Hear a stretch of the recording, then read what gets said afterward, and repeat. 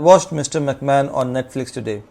Yes, I was a huge fan of wrestling as a child growing up in the 33rd largest urban agglomeration in India, at a distance of 12,581 kilometers from the biggest city in the United States of America, New York.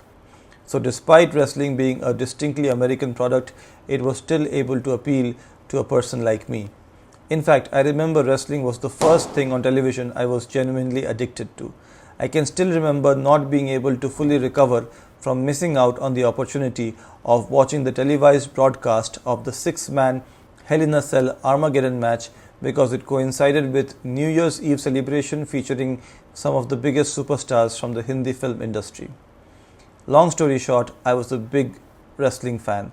I was a big fan of the World Wrestling Federation, which later became World Wrestling Entertainment. I believed their stories. I felt the wrestling was real.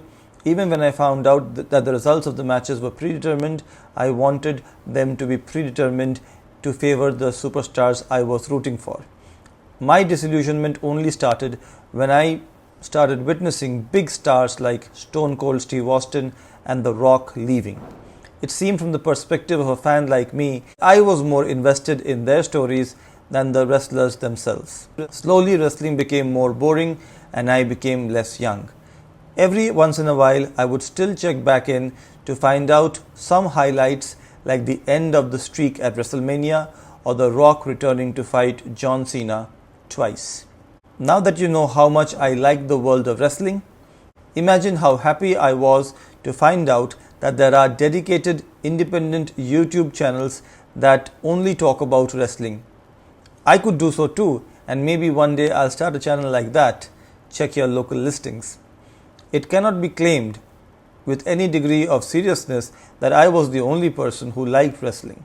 You only need to check out the number of subscribers the official WWE YouTube channel has to find out how popular wrestling still is. In this backdrop, I got the notification of the Netflix documentary titled Mr. McMahon. In a previous video on this very channel about a rather milquetoast Amazon Prime Video documentary talking about Salim Khan and Javed Akhtar, I had alluded to the hard-hitting style of most Netflix documentaries. So I had the perfect combination here. I was a big fan of wrestling and I was a big fan of the documentaries usually made by Netflix. I was certain I would enjoy watching this particular documentary. I was not wrong. Mr. McMahon, the documentary, portrays a rather expected picture of the man who put wrestling on the map, Vincent Kennedy McMahon. In typical Netflix documentary fashion, it digs into sensitive areas like the turmoil in the McMahon family, and like all great Netflix documentaries, the questions are visibly difficult to answer, even for seasoned media-ready superstars like Hulk Hogan, The Undertaker, John Cena, and Stone Cold Steve Austin. In fact, the obvious discomfort of the interviewees, captured by the very perceptive Netflix camera, tells the audience that there is obviously much more than meets the eye. Also, every episode ends with a legal update, a nice touch considering the number of lawsuits that have been filed against people associated with the World Wrestling Entertainment. The one question, however, that the cerebral assassin poses during this documentary is sure to keep me up at night. Who is worse, the one who committed the act or the millions who enjoyed watching it every single week? Check out Mr. McMahon on Netflix for a glorious trip down nostalgia lane.